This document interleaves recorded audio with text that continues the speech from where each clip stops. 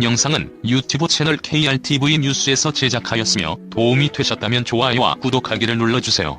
감사합니다.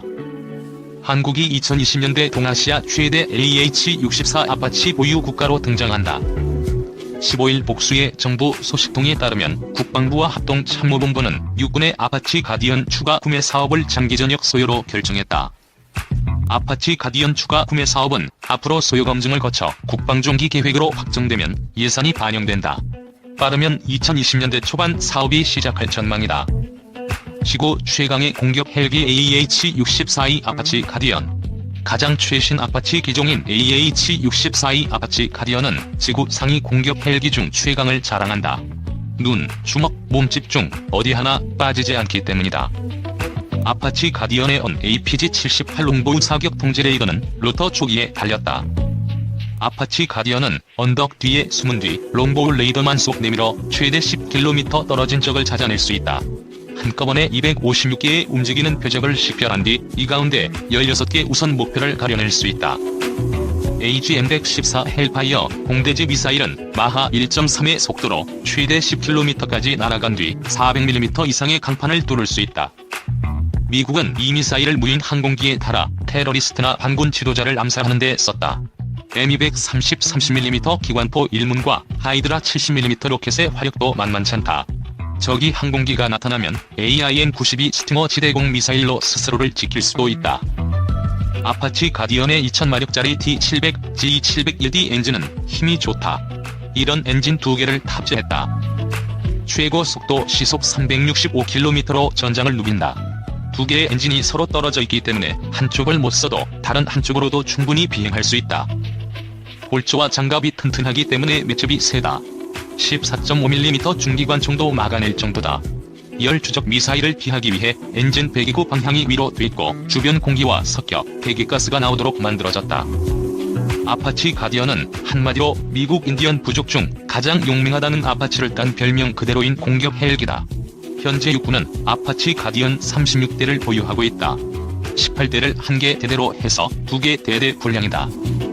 아파치 가디언 최대 48대 더 사오려는 육군. 본 영상은 유튜브 채널 KRTV 뉴스에서 제작하였으며 도움이 되셨다면 좋아요와 구독하기를 눌러주세요. 감사합니다. 그런데 육군의 목표는 아파치 가디언을 최대 48대 더 사오는 것이다.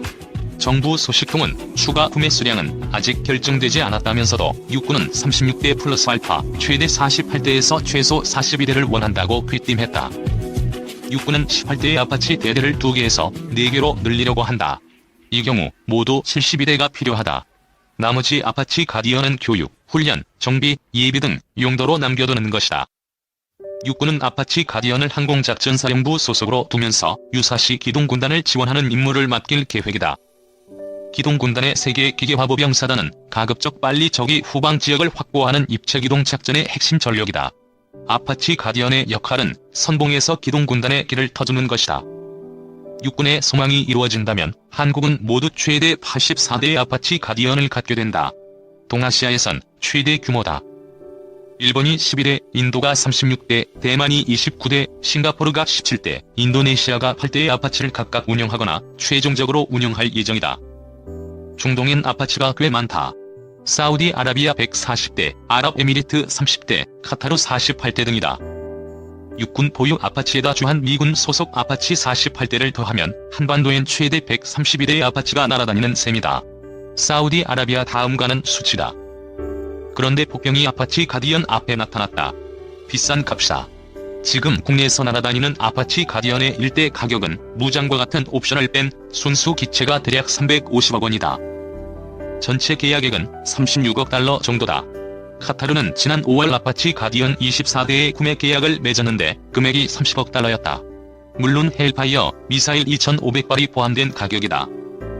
탱크킬러 최강 공격 헬기 AH-64E 아파치 가디언. 공격 헬기란적 보병이나 기갑 전력을 상대하기 위해 개발된 헬기로 베트남전에서 공격 헬기의 필요성을 느껴 개발을 시작했습니다.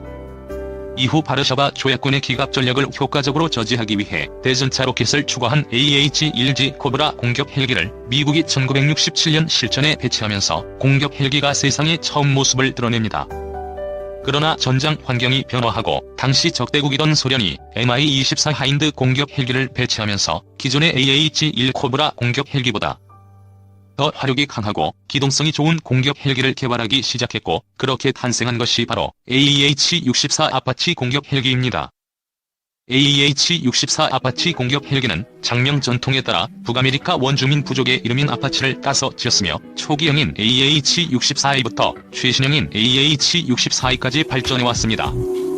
AH-64 아파치 공격 헬기는 전작인 AH-1 코브라 공격 헬기에 비해 방호력, 무장 탑재력, 기동력 등 모든 부분에서 우수하고 해외의 모든 공격 헬기와 비교해도 가장 뛰어나다고 할 수 있습니다.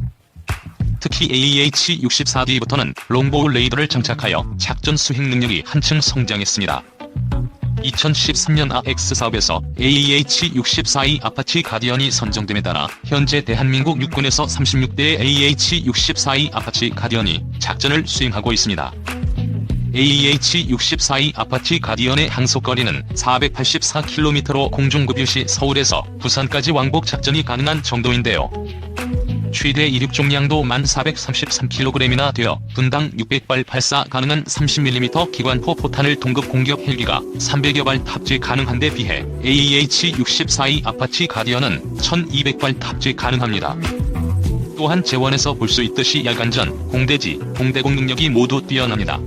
AH-64E 아파치 가디언의 진정한 능력은 단순히 기체 성능에서 끝나지 않습니다.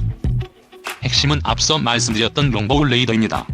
롱보우 레이더는 근방에 접근하는 물체 천여 개 중 위험하다고 판단되는 물체 128개를 식별하고 공격 가능 대상을 자동으로 선정하여 조종사에게 알립니다.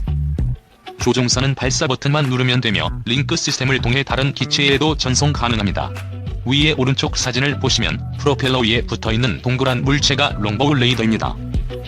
기갑전력 등의 근접 항공 지원을 하는 러시아 공격 헬기와는 다르게 AH-64E 아파치 가디언은 산의 능선을 타고 다니며 산 후사면에서 롱보우 레이더만 내놓고 타겟팅 후 발사하고 사라집니다.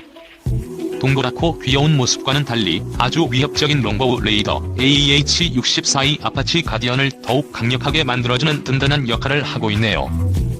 이처럼 강력하면서도 든든한 AH-64E 아파치 가디언은 오늘도 대한민국의 영공을 지키고 있습니다.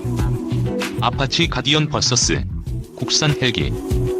2020년대 육군은 아파치 가디언과 국산 헬기 중 어떤 것을 골라야 할까? 양쪽 입장을 들어봤다. 아파치 가디언. 열상 장비로 야간에도 위력 수색을 할 수 있다. 아프가니스탄에서 탈레반이 꼼짝 못하는 이유였다. 방사정포를 타격하는 대화력전 임무를 지원할 수 있다. 표적을 신속히 탐지한 뒤 타격할 수 있으며 적이 중심에 들어가 탐지한 표적을 포병이나 공군에 연동해 화력을 유도할 수 있다. 충격 효과가 있다. 전장에 아파치 가디언이 나타났다는 사실만으로 아군은 안심하고 적은 불안해한다. 국산 헬기. 아파치 가디언보다 값이 싸다. 호주는 최근 공격 헬기인 타이거를 버리려고 한다. 공격 헬기는 수입하더라도 군수 지원 비용이 많이 든다. 국산 헬기는 정비 비용도 싸다. 카이가 내놓은 기종은 무장 헬기로 불린다. 최근 유럽 에어버스 헬리콥터와 미국 시코르스키도 기동 헬기를 무장 헬기로 개조하는 키트들을 내놓고 있다. 그만큼 시장에서 수요가 있다는 것이다. 해외에 나도 팔 수 있다. 국산 무장이나 장비를 개발하면 쉽게 장착할 수 있다. 아파치 가디언에 달려면 비싼 돈을 주고 시험 평가를 해야 한다.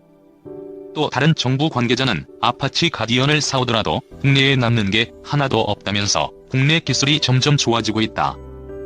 아파치 가디언 추가 도입 사업을 추진하는 2020년대 초반엔 격차가 거의 없을 것이라고 말했다. 반면 군 관계자는 우리도 가급적 국산 무기를 사고 싶다라면서도 그러나 국산 무기를 도입하려면 74개의 단계를 거친다. 반면 해외 무기는 36개에 불과하다고 말했다. 그는 국산 무기는 방산 비리 때문에 절차가 엄격해져 74개 단계 중 어떤 한 단계에서 멈추거나 늦춰질 가능성이 크다면서 당장 무기가 필요한데 사업이 늦어지면서 결국 군에 피해가 갈 수밖에 없다고 말했다. 군사 전문 자유기고가인 최현호 씨는 무기를 도입하는 데 있어서 국산과 외산이 경쟁하는 경우가 늘고 있다. 그만큼 한국의 방위산업 포트폴리오와 경쟁력이 향상하고 있다는 것이라면서도 군이 요구하는 요구 조건을 충족하기 위해서 무엇이 필요한지는 치우침 없이 냉정한 평가가 필요하다고 말했다.